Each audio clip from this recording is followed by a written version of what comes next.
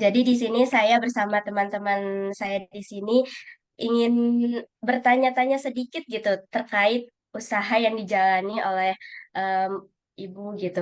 Baik, Mbak. Perkenalkan nama saya Eroh Masruroh. Saya putri dari Pak Haji Apud. Atau nama aslinya Pak Haji Apud itu Pak Haji Mahfud. Cuman dari kecil dipanggilnya Apud.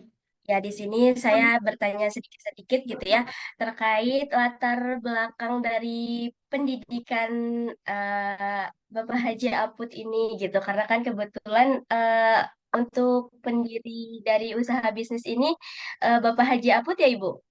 Iya, betul. Bapak saya sendiri. Ya, kalau boleh tahu Kalau kayak latar kalau belakang beliau itu. Bapak latar pendidikannya SD. SD juga tahu lulus, tahu enggak? Kayaknya enggak. Zaman dulu kan untuk sekolah susah ya. Masih zaman Ya, Bapak masih di zaman baru merdeka itu tahun beliau ngalamin G30 ya, berarti beliau lahir di 55 tahun 55. Berarti untuk sekolah aja masih sulit. Bapak SD kayaknya tak belum apa eh, tidak lulus waktu itu. di usaha yang kayak gini, apa sih yang mendorong dari Bapak gitu ya untuk memulai bisnis ini gitu? Kayak apa tujuan dari Bapak gitu, dari Bapak sendiri? Nggak ada tujuan utama, pertamanya sih nggak ada tujuan gimana-gimana ya Mbak, cuma pengen apa ngidupin anak gitu ya, ngasih jajan saya, Ah, iya, sekolahin saya. iya. Awalnya sih cuma itu. Awalnya eh, beliau kita kan punya tempat rumah kecil di pinggir jalan. Terus kita Ya, kerjasama sama orang yang biasa jualan empal di apa, yang suka lewat depan rumah. Mereka ya, apa beliau yang masak, kita yang nyiapin tempat. Awalnya itu, tapi cuma bertahan 1 tahun karena oh, ya biasalah ya kalau usaha sama orang sama apa nggak ada kejujuran gitu, akhirnya eh, ki- apa kita terpisah gitu. Terus lama-lama ibu saya apa bikin sendiri, coba-coba resep sendiri. Alhamdulillah sampai sekarang. udah ada beberapa cabang gitu, Ibu, eh, di di beberapa daerah atau bagaimana udah buka beberapa cabang? Kita baru di Cirebon aja, Mbak. Ya, Itu cabangnya 2, di pusat 1, jadi kita ada 3 outlet. Kalau untuk keluar oh, kota kita belum ada niat, karena saya kok ini kan makanan khas ya Mbak ya, empal gentong gitu. iya Saya betul. pengennya orang dari luar kota yang ke kita, bukan kita yang ke sana Betul gitu. banget. Iya betul banget Ibu. Iya, jadi yang mau empal gentong silahkan langsung ke Cirebon Iya, gitu ya. kalau kalau yang mau empal gentong Haji Benar Apud ya ke lagi. Cirebon gitu. Iya, betul. Kan Cirebon terkenalnya empal gentongnya Haji Apud. Amin. Eh, eh, dengan usaha Bapak yang udah sebesar ini gitu ya Ibu ya pasti ada perjuangan gitu mungkin di balik usaha yang sudah sebesar ini. Kalau dari Ibu sendiri yang Ibu tahu mungkinnya pasti gitu ya, sebagai anaknya bagaimana sih perjuangan Bapak gitu ya dalam membangun bisnis ini dari awal sampai sekarang yang sudah sebesar ini gitu. Iya, Mbak. Orang kan taunya Bapak besar sekarang ya. Cobalah tengok Ya 30 betul. tahun yang lalu gitu ya. 30 tahun yang lalu itu tempat kami kecil, pinggir jalan, jelek. Terus kalau hujan kebanjiran, kalau panas kepanasan gitu kan gimana gitu. Eh Iya betul. kalau lagi rame kita nggak punya tempat, kalau lagi sepi ya kita ngelamun gitu kan. Dalam waktu seminggu itu jualan dulu, dalam waktu seminggu misalnya Senin sampai Sabtu, sampai Minggu ya, yang rame tuh cuma Sabtu Minggu, Senin sampai Jumatnya kita ngelamun nggak dapet apa-apa gitu. nggak dapat laba, nggak dapat apa, nanti kita Iya. Sabtunya, Minggunya baru lumayan.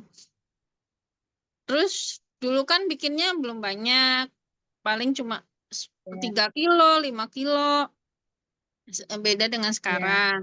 Jadi dulu saya kalau mau sekolah aja, saya harus nunggu porsian laku dulu, minimal 3 sampai 5 porsi, baru saya dapat uang jajan, baru berangkat sekolah.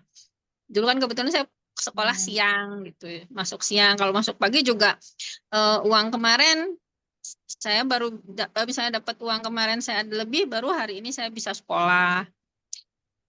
Ya, Ya Masya perjuangannya Allah. itu Mbak. Terus kalau untuk apa masak, masakan Bapak pengennya semua makanan fresh, nggak ada yang disimpan. Jadi Ya. kita tuh bangun dari jam 4 subuh. Bapak masak, eh, kan daging datang jam 3 subuh. Terus Bapak langsung, Bapak masak. Terus udah bisa ditinggal, saya ke pasar, belanja sendiri.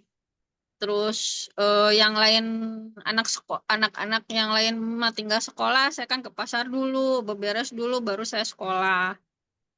Jadi perjuangannya benar-benar Mbak, nggak ada yang apa enak-enak gitu. Orang lihatnya Yang sekarang, instan kita gitu ya. dulu Benar-benar Masya Allah. perjuangannya Allah banget. benar-benar.